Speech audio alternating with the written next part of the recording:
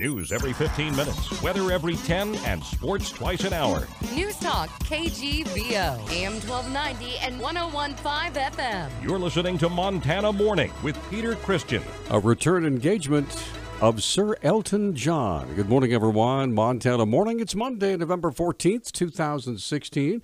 The sky is cloudy. We have 41 degrees in Missoula. Our newscast this morning sponsored by Western States Cat. Time to get ready for winter with Western States Cat, where cat-branded antifreeze and DEF 10% off. High-performance cat batteries for your car, truck, or heavy machinery are 30% off. Our top story this morning, Newstalk KGVO 96.3 The Blaze, 94.9 KISS FM, 1240 KLYQ, and 107.5 Zoo FM are excited to welcome the legendary Sir Ellton John to the Adams Center. Ellton John and his band, the Wonderful Crazy Night Tour, will be appearing Wednesday, March 8th, 2017. There'll be one show at the Adams Center. Tickets will go on sale this Friday at 10 a.m. at all Grizz outlets and also online. Listen to 101.5 KGVO all week to win them before you can buy them. From yours truly and John in the morning, Ellton John's 33rd studio album, Wonderful Crazy Night, is now out. So, Ellton John coming back to Missoula for his third concert appearance. Missoula police are investigating a dead body found in the Clark Fork River Saturday afternoon. Public Information Officer Travis Welsh said the body was spotted just before 2 p.m. Saturday afternoon in the 500 to 600 block of West Broadway. The body was said to be half in and half out of the water. Officers responded as well as EMS, determined that the male was deceased. He is a white male. He appears to be in about his 50s. He was fully clothed. Clothing consisted of a pair of jeans, a medium weight jacket over a T-shirt. He was wearing shoes. Welsh said detectives searched for any sign of foul play. Nothing obvious. No sign of physical trauma yet. What investigators tell me is that it sounds like, given the condition of the body that they're seeing, it doesn't look like the man had been in the water a terribly long time, not long enough for any of the normal body processes at the end of life to start taking place. The investigation into the man's death is ongoing. His name will be released after his next of kin have been notified. His body's been taken to the state crime lab here in Missoula.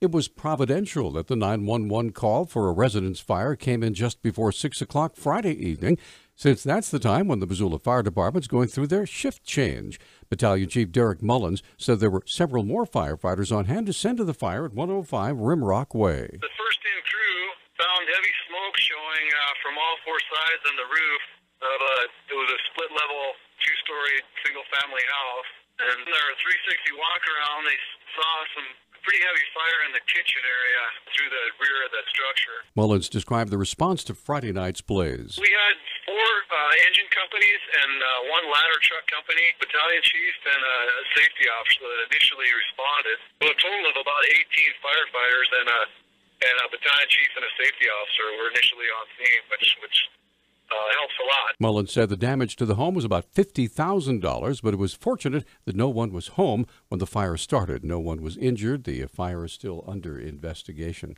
A Lame Deer woman who pleaded guilty to involuntary manslaughter in the November 2014 stabbing death of her common-law husband has been sentenced to time served and 3 years of supervised release.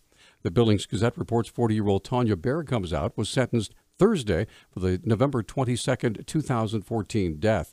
The man, identified in court records by the initials BB, died of a stab wound to his heart. Bearcomes-Out entered her plea in August, saying she stabbed the man during a fight in which he was beating her and hit her head against the sink. U.S. District Judge Susan Waters said Bearcomes-Out has already served 17 months in the Northern Cheyenne tribal custody, and she'll finish her 36 remaining days there. The top Republican in the Senate says he has asked President-elect Donald Trump to move swiftly in approving construction of the Keystone XL pipeline. Senate Majority Leader Mitch McConnell of Kentucky told reporters Friday he made the request during his Capitol Hill meeting with Trump a day earlier. President Obama had vetoed legislation that would have moved ahead with construction of the pipeline, projected to carry 800,000 barrels a day of crude from Canada and North Dakota to Nebraska, where existing pipelines would bring the oil to Gulf Coast refineries. Some of that would go through Montana. Environmentalists always had opposed the project, but the prospect of an all-Republican government next year boosts the chances for the Keystone XL pipeline. McConnell also said he expects a major overhaul of the tax system next year.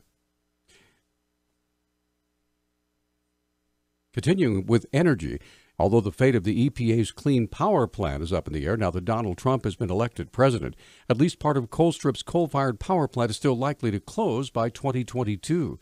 Peter DeJesus of the Western New York Area Labor Federation saw a similar transition in his Western New York town of Towanada, when the NRG Energy-owned Huntley coal plant shut down.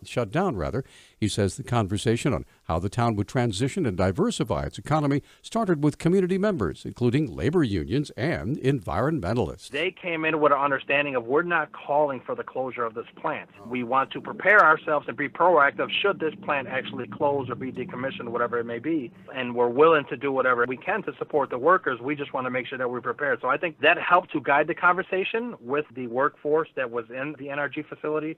DeJesus said Tonawanda is not unique. Coal plants across the country are closing, and he's convinced this Western New York town could be a model for revitalizing towns when plants do leave. If you don't have the right people at the table, people who are actually willing to talk to each other and really understand each other and willing to have a respect for each organization's individual identity, it can work. So I think it's something that absolutely can be replicated if you have the right people in the room. DeJesus will be part of a panel in the 45th annual meeting of the Northern Plains Resource Council in Billings coming up this Saturday.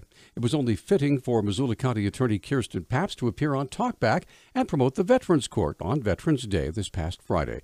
Pabst said the Veterans Court was initiated in 2011 to help veterans with substance abuse problems who had become involved with the justice system. They're just having a hard time reintegrating, and it's because of a combination of a mental health challenge that's related to the military service combined with a substance abuse challenge. And so a lot of folks that are a lot smarter than me got together and said, well, what are the best practices in working with this particular population? And they put together this program. Pabst said that through mentoring and cooperation with law enforcement and the court system, many veterans successfully complete the Veterans Court program. Many of them succeed and find that this is the key. This is the thing that takes them from struggling with integrating back into the community to becoming the successful, productive citizens that they were meant to be. For those interested in finding out more about the Veterans Court or to become a mentor, call 258-4728.